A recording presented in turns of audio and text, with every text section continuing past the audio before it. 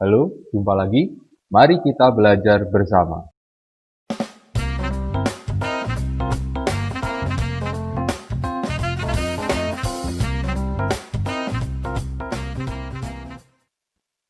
Materi kali ini adalah tema 3, subtema 1, pembelajaran 5, dan pembelajaran 6. Tentang organ pencernaan. Apa saja organ pencernaan? Sambil mengingat-ingat materi sebelumnya, di sini ada gambar letak-letak organ pencernaan beserta dengan namanya. Yang pertama adalah mulut. Makanan masuk pertama melalui mulut. Kemudian kerongkongan. Kemudian lambung. Berikutnya usus halus yang ada di tengah berukuran lebih kecil. Kemudian usus besar. Terakhir adalah anus sebagai pembuangan sisa-sisa makanan. Apakah sebenarnya fungsi alat pencernaan? Fungsinya adalah alat pencernaan kita digunakan untuk memproses pemecahan makanan sehingga menjadi sari-sari makanan dan dapat digunakan oleh tubuh. Untuk mencerna makanan diperlukan organ pencernaan yang sudah saya katakan sebelumnya tadi. Bahan makanan yang kita makan tidak langsung diserap oleh sel-sel tubuh. Sebelum diserap, bahan makanan harus dicerna dulu oleh organ-organ yang mulai dari mulut, kerongkongan, lambung, usus halus, usus besar, sampai dengan anus. Fungsi pada masing-masing organ pencernaan yang pertama adalah mulut.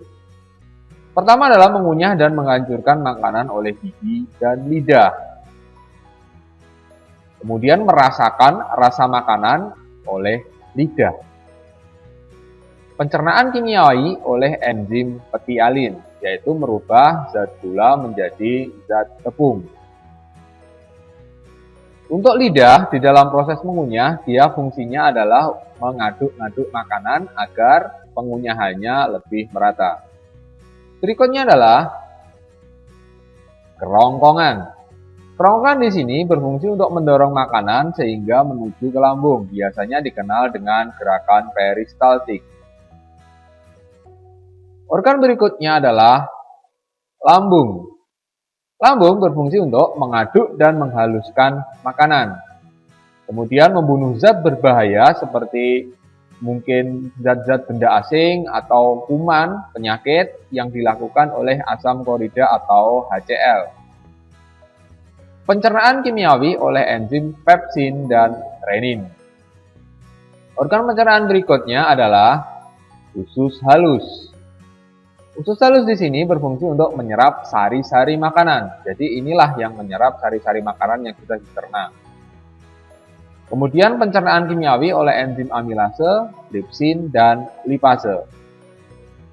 Berikutnya adalah usus besar. Usus besar di sini terjadi penyerapan air dan garam. Setelah sisa-sisa makanan, sari-sari makanannya dia dihisap di usus halus, diserap di usus halus, maka sisa-sisanya akan masuk ke usus besar, di mana yang sisa tinggal sari-sari makanan yang sudah habis, tinggal ampas, air, dan beberapa garam. Inilah yang diserap oleh usus besar. Selain diserap itu, sehingga sisa-sisa makanannya menjadi teksturnya menjadi keras, maka akan terjadi pembusukan makanan, sisa-sisa makanan yang dilakukan oleh bakteri Escherichia coli.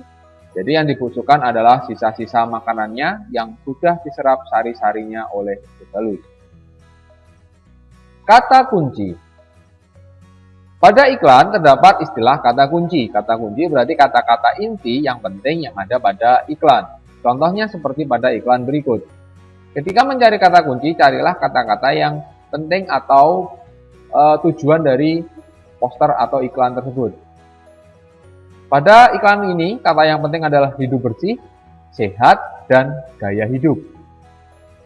Tujuan dari iklan ini adalah agar masyarakat melakukan perilaku hidup bersih agar tetap sehat, sesuaikan dengan kata-kata atau kalimat pada iklan. Target iklan ini untuk siapa? Seluruh lapisan masyarakat, artinya semua orang. Yang menarik dari iklan adalah gambar yang menarik. Ini ada contoh-contoh dari pola-pola hidup bersih dan kata-kata yang bagus, singkat, jelas, dan enak didengarkan. Kerjasama. Apakah manfaat kerjasama? Tentu pekerjaan jadi ringan, menjalin silaturahmi dan persahabatan karena dalam kerjasama pasti ada mengobrol, berbicara, bercakap-cakap, saling menutupi kekurangan dan bantu-membantu. Jika dalam sebuah kelompok itu ada yang tidak bisa, ada salah satu anggota yang bisa, maka akan saling menutupi. Hambatan dalam kerjasama. Kelompok yang tidak kompak, artinya dalam kelompok tersebut terjadi perpecahan. Perbedaan pendapat antar anggota, karena terdiri dari banyak orang, tentu masing-masing mempunyai pendapat yang berbeda-beda. Mementingkan keinginan individu daripada kelompok, tujuan kelompoknya lebih dikalahkan dibandingkan dengan keinginan individu. Akibatnya, kelompok tersebut bisa menjadi tidak kompak. Bagaimana agar kerjasama dalam kelompok itu bagus? Yang pertama, kelompok harus kompak, satu tujuan, mengutamakan kepentingan tujuan kelompoknya. Yang terakhir, semua harus saling kerjasama, tidak boleh ada yang bekerja sendirian, yang lainnya tidak bekerja. Jadi semua harus saling bekerja sama sesuai dengan kemampuannya masing-masing. Alat musik. Gambar pada tampilan layar ini adalah alat musik kecapi yang berasal dari Jawa Barat. Cara memainkannya adalah memetik senar-senar yang ada pada kecapi tersebut. Berikutnya, ini disebut dengan sasando yang berasal dari Nusa Tenggara Timur. Cara memainkannya adalah dengan dipetik. Kalau kamu amati pada gambar ini ada senar-senar yang melintang dari atas ke bawah. Berikutnya, ini adalah angklung. Angklung berasal dari Jawa Barat. Cara memainkannya adalah digoyangkan. Berikutnya, disebut dengan kolintang. Kolintang ini berasal dari Sulawesi Utara. Cara memainkannya adalah dengan dipukul. Sekian untuk pembelajaran kali ini, semoga bermanfaat, tetap semangat belajar, dan sampai jumpa.